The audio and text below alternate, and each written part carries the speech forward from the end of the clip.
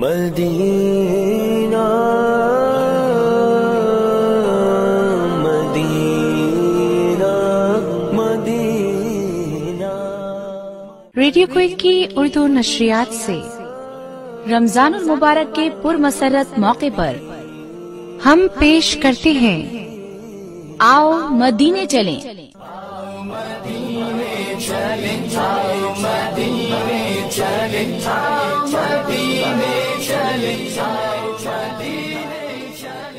آقائے دو جہاں ہادی کوثر حضرت محمد مصطفیٰ صلی اللہ علیہ وآلہ وسلم کے شہر سے براہ راست مولانا ڈاکٹر احمد علی سراج کے ساتھ مدینہ منورہ کا سفر۔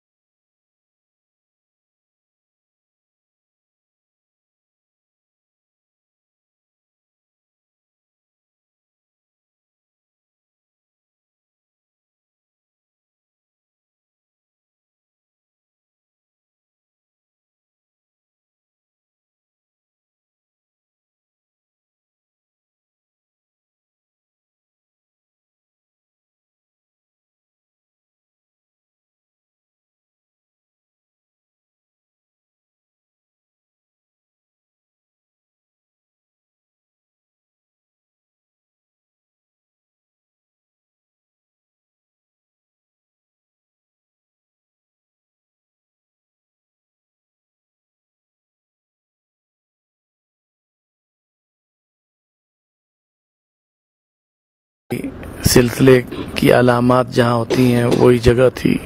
رسول اکرم صلی اللہ علیہ وسلم کو جب خبر ہوئی کہ مشرکین مکہ مکرمہ سے 3000 کی ایک جمعیت کے ساتھ، ایک بڑی نفری کے ساتھ مدینہ منورہ پر حملہ آور ہونے کے لیے آ رہے ہیں، تو آپ صلی اللہ علیہ وسلم نے ان کے ساتھ مارکہ آرائی کے لیے اسی جگہ کو منتخب فرمایا جس جگہ پر ہم یہاں بیٹھے ہیں۔ یہ مارکہ احد عظیم مارکہ ہے۔ غزوات میں سب سے افضل غزوہ جو ہجرت کے دوسرے سال ہوا وہ غزوہ بدر ہے، جس میں آپ صلی اللہ علیہ وسلم کے جانثاروں میں مہاجرین و انصار، السابقون الاولون من المہاجرین والانصار، ان کی تعداد 313 تھی۔ یہاں پر رسول اکرم صلی اللہ علیہ وسلم جب مسجد نبوی سے احد کی طرف روانہ ہوئے تو آپ صلی اللہ علیہ وسلم نے راستے میں ایک جگہ میں نے دکھائی تھی جس میں آپ صلی اللہ علیہ وسلم نے وہاں پڑاؤ کیا، اور عصر، مغرب اور عشاء اور فجر کی نمازیں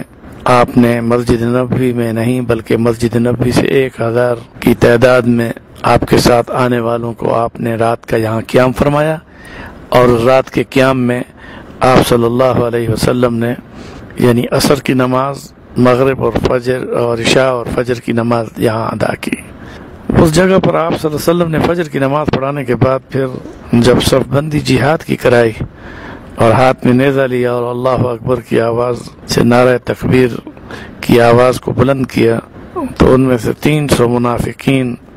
جہاد کی صف بندی سے باہر نکل گئے، جبکہ نماز کی صف بندی میں 1000 تھے،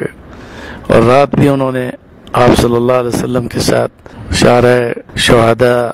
سید الشہداء پر، وہ جگہ آج بھی موجود ہے جہاں نشان بھی موجود ہے جہاں رسول اکرم صلی اللہ علیہ وسلم نے اپنے ان ساتھیوں کے ساتھ رات کا قیام کیا۔ مگر فجر کی نماز کے بعد جب جہاد کی صف بندی میں آپ نے ڈبل زرہ پہنی اور ہاتھ میں نیزہ لیا اور سر پر آپ نے لوہے کی ٹوپی کو پہنا تو اس پر 300 منافقین آپ سے جدا ہو گئے، جس کا آپ کو بڑا قلق اور افسوس تھا، لیکن اللہ رب العزت نے ان مومنین کو جو آپ کے ساتھ تھے، اولئک هم المؤمنون حقا کا تاج پہنا دیا، کہ جو آپ کے ساتھ احد کے میدان میں اس پہاڑ کی دامن میں جہاد کی صف بندی کے ساتھ چل پڑے ہیں، یہ پکے سچے مومن مسلمان ہیں۔ ظاہر ہے کہ رسول اکرم صلی اللہ علیہ وسلم نے فجر کی نماز راستے میں جہاں آپ پڑاؤ کیا تھا وہاں سے جب چلے تو ظہر سے پہلے اسی ٹیلے پر جہاں پر ابھی یہ مسجد کے سامنے یہ ٹیلہ ہے، یہاں پر رسول اکرم صلی اللہ علیہ وسلم نے 50 صحابہ کرام کو اس ٹیلے پر کھڑا فرمایا اور فرمایا کہ جب تک میں نہ کہوں اس وقت تک اپنی اس جگہ سے مت ہٹنا۔ مگر ابتدائی جنگ میں جب فتح کی علامت ان صحابہ کرام نے دیکھی تو وہ ان میں سے 50 میں سے 40 نیچے اتر آئے، اور اس کے بعد دشمن کی ایک فوج پیچھے کی طرف سے آئی اور انہوں نے اس ٹیلے کے اوپر چڑھ کر صحابہ کرام جو وہاں موجود تھے ان کو شہید کیا 10، اور دیگر تیر اندازی سے سامنے جتنا بھی صحابہ کرام نیچے کے حصے میں تھے ان پر تیر برسانا شروع کیے، اور ظاہر ہے کہ اس ٹیلے سے جب تیر برسائے گئے تو رسول اکرم صلی اللہ علیہ وسلم ایک جرنیل اعظم بھی تھے، آپ نے کبھی دشمن کو اپنی پیٹھ نہیں دکھائی، بلکہ رسول اکرم صلی اللہ علیہ وسلم نے دشمن کو اپنا سینہ اور چہرہ، اور اس انداز سے آپ قدم تو پیچھے رکھ رہے تھے مگر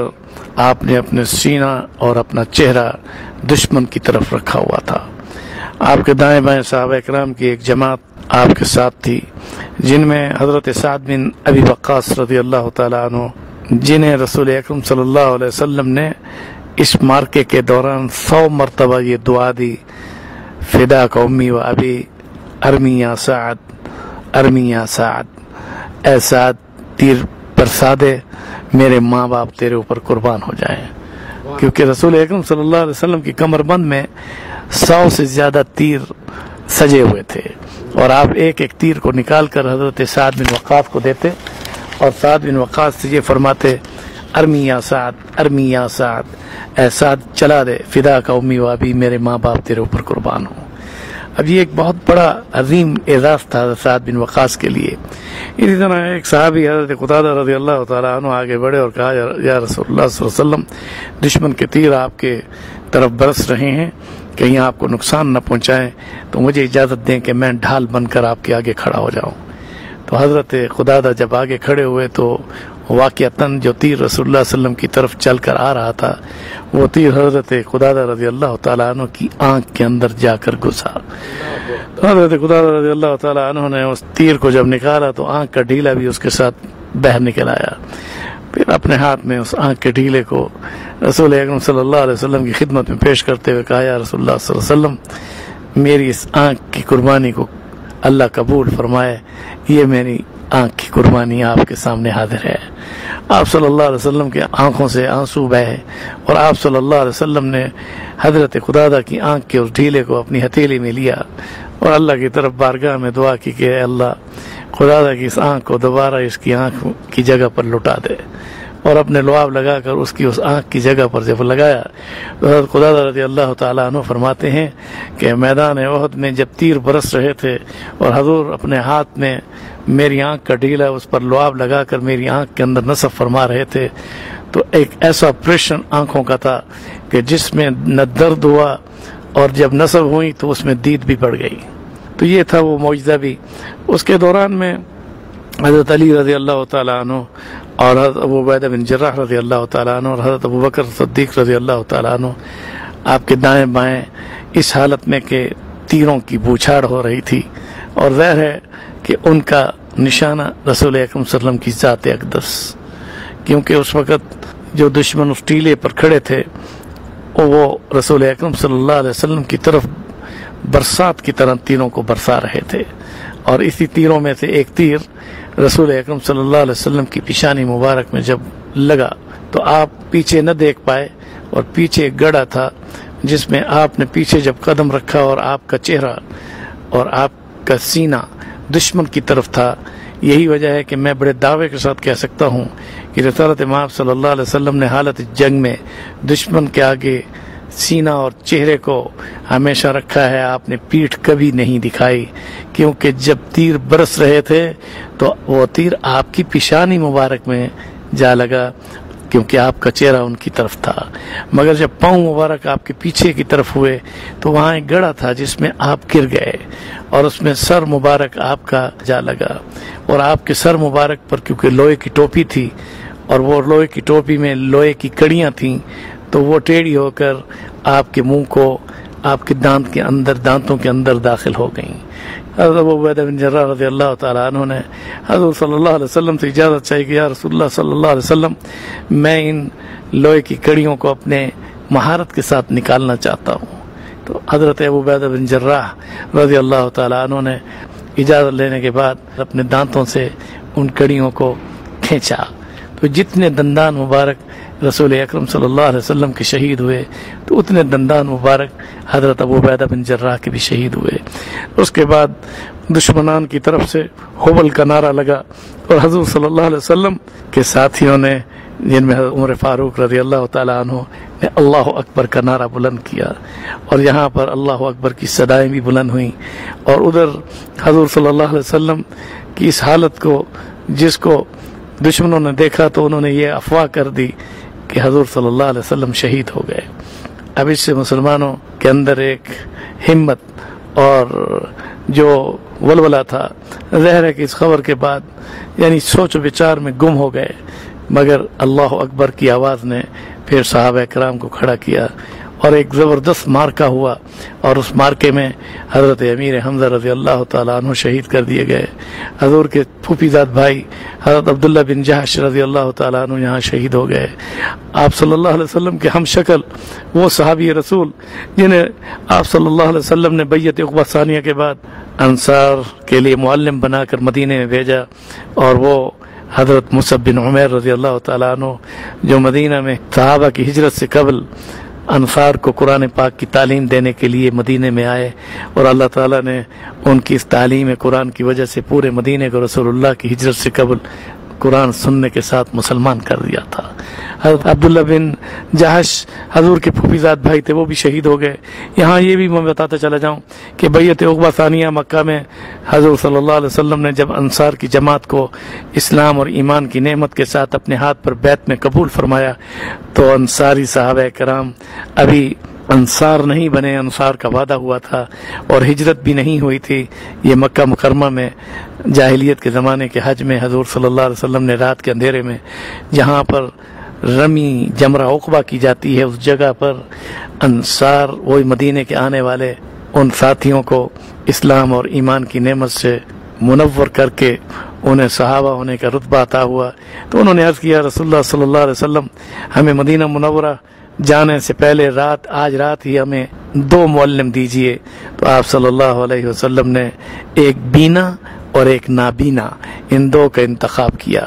بینا صحابی جن کی بینائی تھی اور ہم شکل تھے رسول اللہ صلی اللہ علیہ وسلم کے، وہ مصعب بن عمیر رضی اللہ تعالیٰ عنہ، وہ اور ایک نابینا صحابی جو حضور پر ایمان لا چکے تھے اور بہت ہی زبردست ان کو مقام حاصل تھا کہ جن کے لیے سورت عبس وتولی ان جاءہ الاعمی وہ سورت نازل ہوئی، اور آپ صلی اللہ علیہ وسلم عبداللہ بن ام مکتوم رضی اللہ تعالیٰ عنہ اس نابینا کو اس سورت کے نزول کے بعد جب آتے ہوئے دیکھتے تو اپنے پاس بلا کر اپنی چادر مبارک اپنے کندھوں سے اتار کر اس کے قدموں میں بچھا دیتے تھے۔ تو حضرت عبداللہ بن ام مکتوم رضی اللہ تعالیٰ عنہ یہ نابینا صحابی تھے اور انہیں یہ شرف ہے کہ ان کے لیے سورت نازل ہوئی، اور سورت عبس وتولی کے واقعے کو بہت تفصیل سے بیان کرنے کی ضرورت ہے، لیکن اتنا عرض کر دوں کہ اہل مدینہ کی خوش قسمتی کہ ایک بینا اور نابینا 2 معلم جن میں حضرت عبداللہ بن ام مکتوم اور حضرت مصعب بن عمیر یہ ہجرت صحابہ کرام کی ہجرت سے قبل ان انصار صحابہ کرام کے ساتھ بیعت عقبہ ثانیہ کے بعد مدینہ منورہ کے معلم اور امام بنا کر بھیجے گئے، اور پھر انہوں نے مدینہ منورہ کے ہر گھر پر دستک دی اور انہیں قرآن پاک جو اس وقت تک نازل ہو چکا تھا وہ انہیں سنایا، اور اس کے بعد اہل مدینہ قرآن کی لذت سے ایمان حاصل کر چکے تھے۔ آئیے انہی میں مصعب بن عمیر جو کہ اہل مدینہ کے استاد تھے اس عہد کے میدان میں شہید کر دیے گئے۔ ان کی شکل رسول اکرم صلی اللہ علیہ وسلم کی ہم شکل تھی، اور یہ بھی پھر اس کے بعد آواز بلند ہوئی کہ رسول اللہ صلی اللہ علیہ وسلم شہید کر دیے گئے۔ اس کے بعد ظاہر ہے کہ مومنوں اور مسلمانوں اور مہاجرین و انصار اس خبر کے ساتھ ان کے حوصلے پست ہو رہے تھے، لیکن اللہ اکبر کی آواز نے دوبارہ انہیں کھڑا کیا، اور ان میں پھر 70 صحابہ کرام جنہوں نے شہادت نوش فرمائی، ان میں ابھی ہم سلام پڑھ کے آئے ہیں، ان میں حضرت امیر حمزہ رضی اللہ تعالیٰ عنہ کی قبر مبارک، اس کے ساتھ حضرت عبداللہ بن جہش رضی اللہ تعالیٰ عنہ کی قبر مبارک، اس کے ساتھ حضرت مصعب بن عمیر رضی اللہ تعالیٰ عنہ کی قبر مبارک، اور اس کے پیچھے 70 صحابہ کرام کی قبریں۔ یہ وہ شہداء ہیں جن کو رسول اکرم صلی اللہ علیہ وسلم نے اس معرکہ احد میں اپنے ہاتھوں کے ساتھ اس زمین میں جہاں ان قبروں میں وہ آرام کر رہے ہیں آپ نے اپنے ہاتھوں سے دفنایا، اور اس کے بعد آپ کے آنسو بھی بہہ رہے تھے، اور حضرت امیر حمزہ جو آپ کے چچا محترم تھے، حضور صلی اللہ علیہ وسلم نے اپنے چچا محترم امیر حمزہ رضی اللہ تعالیٰ عنہ کی جب لاش کو دیکھا کہ اس کے 12 ٹکڑے ہو چکے تھے، اور اس کے اندر سینے میں نہ دل تھا نہ کلیجہ تھا، اسی طرح آنکھیں نہیں تھیں، انگلیاں کٹی ہوئی تھیں، ناک کٹا ہوا تھا، اور اس وقت کے دشمنان نے حضرت امیر حمزہ رضی اللہ تعالیٰ عنہ کی ان اعضاء کو نکال کر ایک ہار بنایا، اور وہ کلیجہ مبارک بھی آپ کا چبایا گیا، اور اس کے بعد اس ہار کو پہنایا گیا۔ اب میں یہاں پر ان واقعات میں جاؤں کہ حضرت امیر حمزہ رضی اللہ تعالیٰ عنہ جن کی اعضاء کو کاٹ کر ہار بنائے گئے، اور وہ 12 ٹکڑوں میں حضرت امیر حمزہ رضی اللہ تعالیٰ عنہ کی وہ شہید لاش حضور نے جب دیکھی تو حضور صلی اللہ علیہ وسلم نے آنسو بہائے، اور پھر اس کے بعد آپ کی پھوپھی جب اس مارکے میں دوڑے دوڑے آ رہی تھی تو آپ نے کہا میری پھوپھی کو روک دو، مگر انہوں نے آواز دی میرے بھتیجے مجھے آنے دو، مجھے آنے دو، میں اپنی بھائی کے لیے کفن لے کر آ رہی ہوں۔ حضرت صلی اللہ علیہ وسلم نے پوچھا اے پھوپھی یہ کفن کب اور کیسے لائی؟ انہوں نے کہا رات جب ہم نکلے تھے تو امیر حمزہ میرے بھائی نے یہ دعا کی تھی کہ اللہ مجھے شہادت عطا فرمانا، تو میں یقین کر گئی کہ جس خلوص سے انہوں نے شہادت کی دعا مانگی ہے وہ ضرور شہید ہوں گے۔ تو حضرت صلی اللہ علیہ وسلم نے حضرت صفیہ رضی اللہ تعالیٰ عنہ جو آپ کی پھوپھی تھیں ان کو آنے دیا۔ پہلے تو ان کے آنے پر آپ صلی اللہ علیہ وسلم نے فرمایا کہ یہ عورت ذات ہے، کہیں اپنے بھائی کی لاش کو اس حالت میں دیکھ کر کیسے برداشت کرے گی، مگر اس نے تو اپنے بھائی کی اس لاش پر سلام پڑھا اور کفن پیش کر دیا۔ حضور صلی اللہ علیہ وسلم نے اپنی پھوپھی سے اجازت چاہی کہ اے میری پھوپھی یہ اگر 2 چادریں، اگر ان میں سے ایک چادر میں مصعب بن عمیر کو بھی اڑا دوں،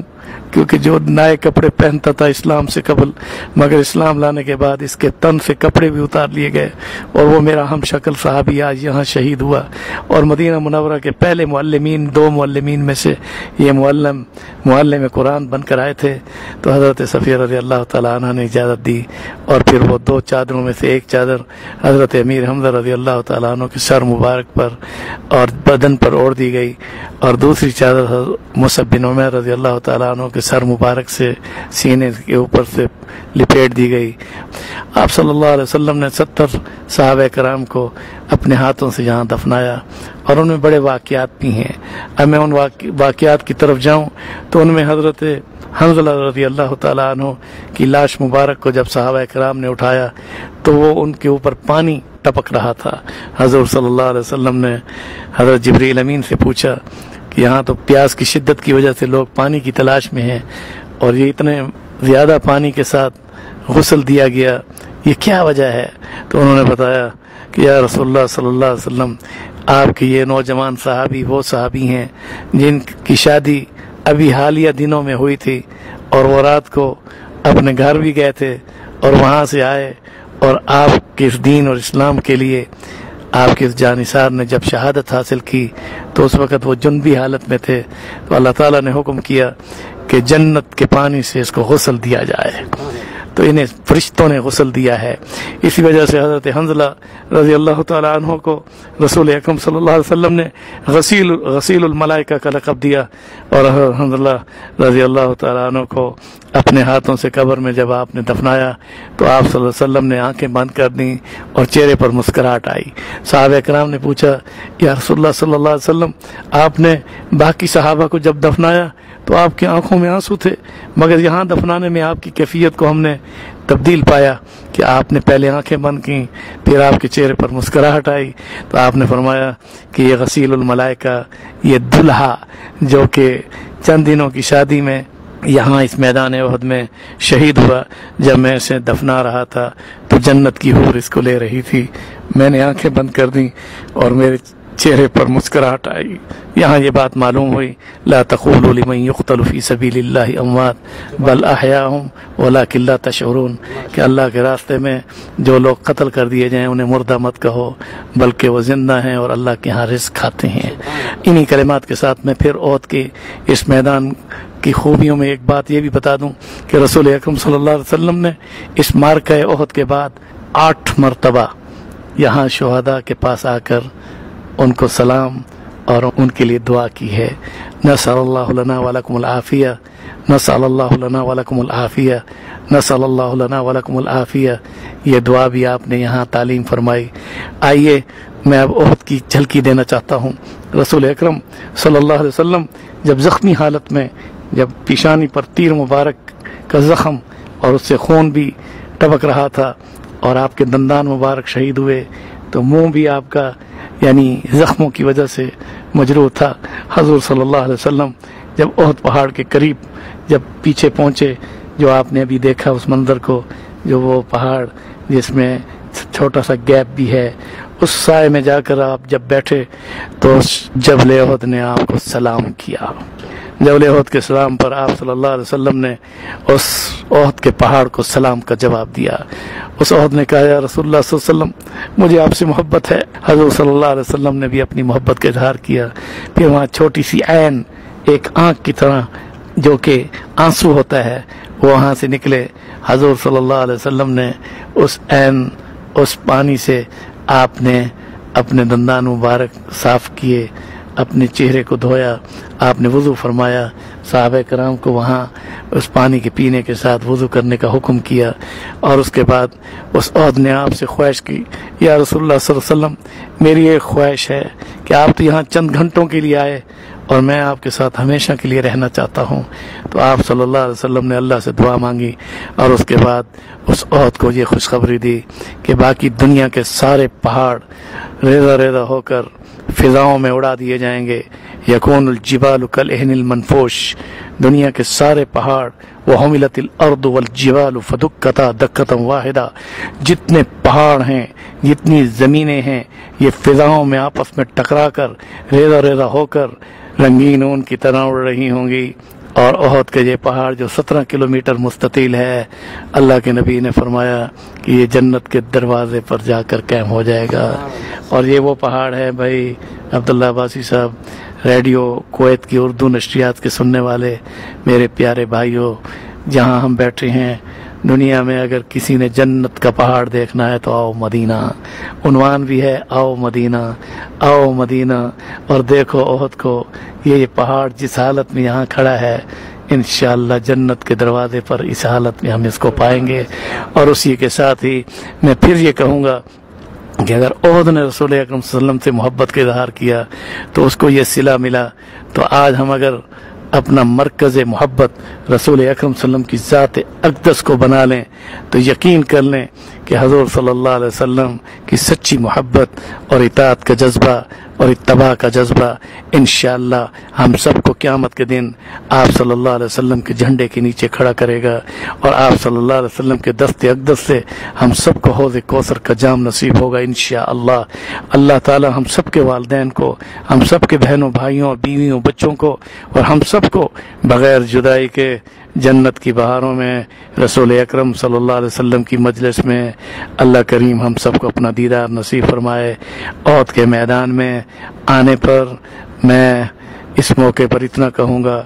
کہ اسلام جہاد کے ساتھ پھلا اور پھولا ہے، اور پھر کربلا کا واقعہ ہو یا غزوہ بدر ہو یا احد ہو، اسلام زندہ ہوتا ہے ہر کربلا کے بعد۔ یہ در حقیقت شہداء کے لفظ کے ساتھ ہے، شہید کی جو موت ہے وہ قوم کی حیات ہے۔ انہی کلمات کے ساتھ احد کے اس جبل احد کو سلام ہو، اس سرزمین پر جس پر ہم بیٹھے ہیں، اور اس مسجد شہداء احد میں جہاں پر میں آپ سے مخاطب ہوں، اس جگہ اور مقدس جگہ کو سلام ہو۔ اور انہی سلاموں کے ساتھ مدینے کی اس خوبصورت جگہ جہاں رسول اللہ نے اپنے صحابہ کو اپنے ہاتھوں سے دفنایا، یہ وہ شہداء ہیں جن میں حضرت امیر حمزہ رضی اللہ تعالی عنہ جو حضور کے چچا ہیں اور تمام شہیدوں کے سردار ہیں، حضور صلی اللہ علیہ وسلم نے انہیں یہ لقب دیا سید الشہداء امیر حمزہ، تمام شہیدوں کے سردار میرے چچا امیر حمزہ ہوں گے، سیدہ شباب اہل الجنہ الحسن والحسین، اور تمام نوجوانان جنت کے سردار حسن حسین ہوں گے۔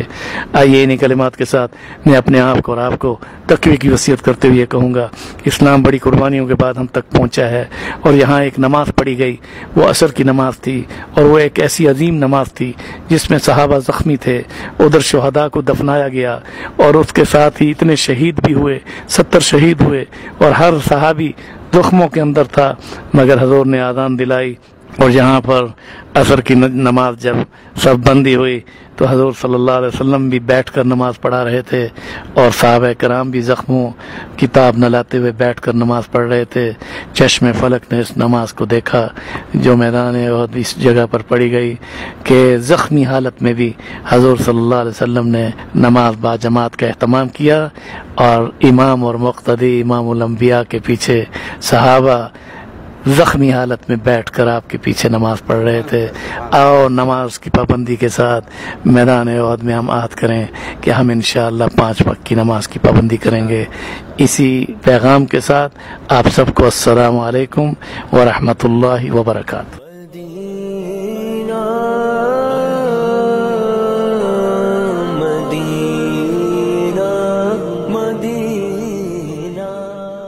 سامعین کرام، ابھی آپ سن رہے تھے رمضان المبارک کا خصوصی پروگرام آؤ مدینے چلے۔ ڈاکٹر مولانا احمد علی سراج صاحب کے ساتھ مدینے کا سفر ابھی جاری ہے، مگر ہمارا آج کا وقت ہوا چاہتا ہے۔ اگلی جمعرات کو پھر حاضر ہوں گے، اس وقت تک کے لیے اجازت دیجیے۔ مدینہ مدینہ مدینہ۔ سامعین اکرام، ابھی آپ سن رہے تھے رمضان المبارک کا خصوصی پروگرام آؤ مدینے چلیں۔ بند آنکھیں کریں اور طیبہ چلیں، روضائے مصطفیٰ کی زیارت کریں۔ آؤ مدینے چلیں، آؤ مدینے چلیں۔